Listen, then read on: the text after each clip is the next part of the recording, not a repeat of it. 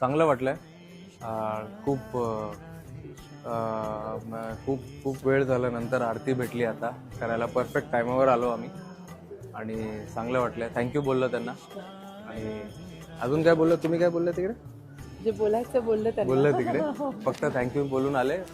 येत असतो आम्ही इकडे रेग्युलर. बाबांना माहिती आहे.